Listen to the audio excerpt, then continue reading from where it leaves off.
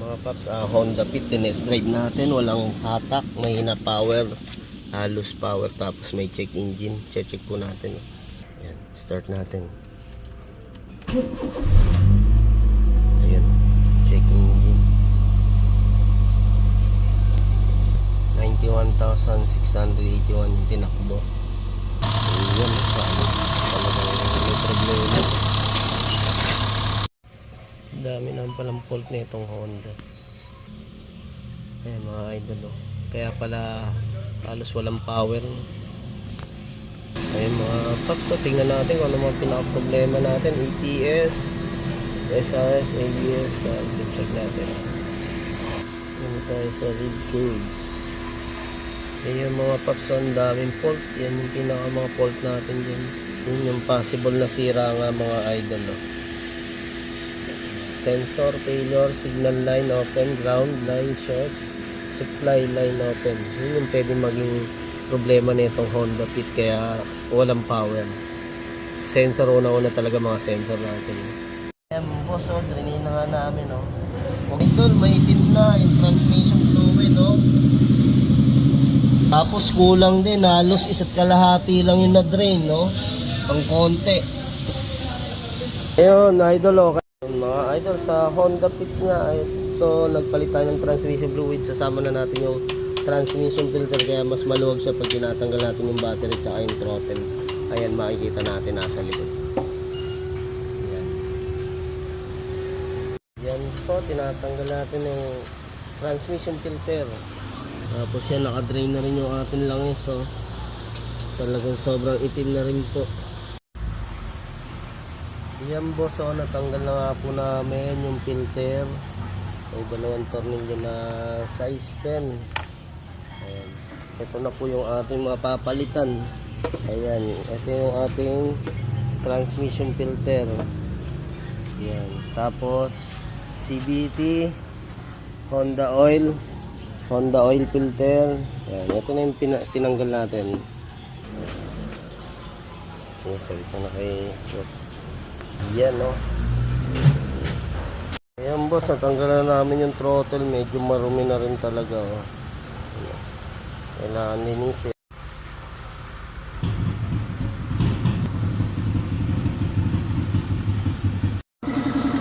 Okay, yan na boss, oh. Malinis na, oh. I-spray na natin ang panlinis, ha. Ayan.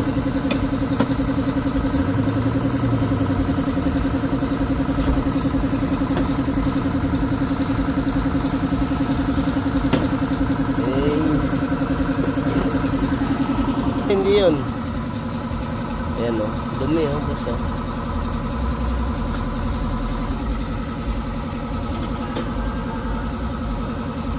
Oh.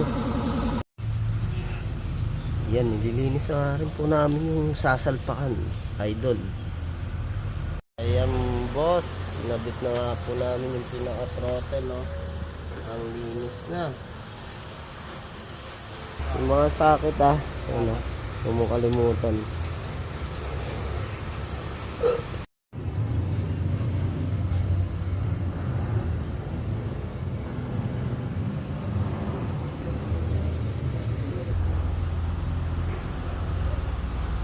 Ayan boss, lilinisan na rin namin yung map sensor.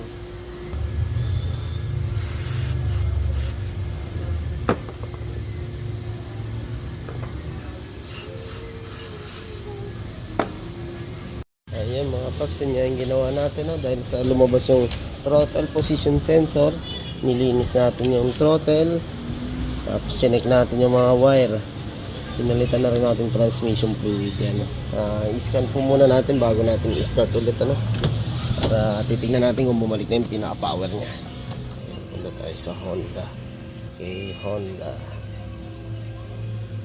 system. Okay, Japan. Lumabas yung model bit natin. Diagnosis, scan, all system. Mga paps, may fault pa rin tayo. Subukan lang natin i-reset. Dahil pinalitan natin yung transmission fluid, dahil kulang na rin, titignan natin kung maganda na rin yung takbo. ABS, lumabas. Yan yung mga fault natin mga idol na na-check din natin nakaraan. I-reset lang natin kasi meron dito yung kailangan mo lang i-reset talaga. Yan pala tayo sa quick erase. Tignan natin yung process kung nare-reset. Yan mga paps, yung hindi natin kaya i-reset dyan, ibig sabihin talagang sira yung ating sensor o kailangan may ayusin. Meron talagang naiwan na isa. I-check natin tong hindi kaya i-reset na to. Okay, back tayo. Tayo sa read codes. Sa mga idol talagang wala. Hindi kaya, kailangan natin talaga ipalitan. Sensor B, ECT. Ayan. Okay, check na natin kung kahit paano lumakas yung power. Ay, start natin. Start natin.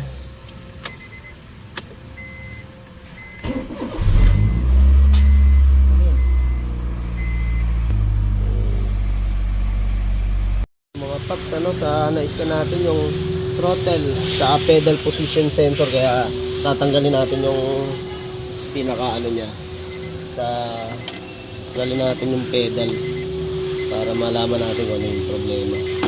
Kahit anong rev mo hindi gumagalaw, ayaw gumalaw ng ating RPM, kaya ayaw humatak mga idol. Ayun mga paps idol, sa mga nangyari na ganito nga, yung apak tayo ng apak sa ating pedal tapos ayaw umarangkada. Ang problema natin dyan is yung pedal position sensor. Pag napa-scan nyo po yan, may sensor po tayo sa pedal ng gas. Ito, tuturo natin po Ayan mga idol, ito yung sa acceleration natin ng gas, kakalasin nyo po yan para malaman kung may nag-loose lang or talagang kailangan ng palitan. Gaya to kay Idol Iggy Boy na to, na-repair lang natin, may mga kumalas lang, kaya na-fix naman po natin.